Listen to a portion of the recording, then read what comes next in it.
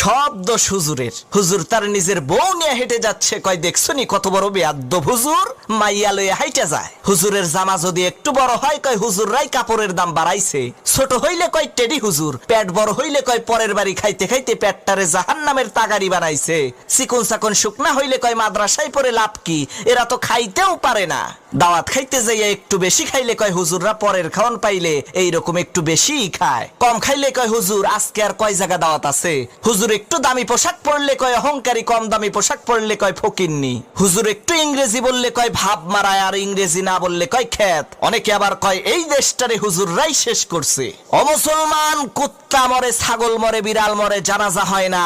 এই বাংলার জমিনে যদি ওলামা একরাম না থাকতো, তোমার মরণটাও কুত্তার মতো জানাজা ছাড়া হইতো। আরে তোমার বাপ মায়ের বিয়েটা যদি হুজুর না পড়াইতো, তাহলে তো তুমি হারামজাদা হইতা, নাজায়েজ জারজ সন্তান হইতা।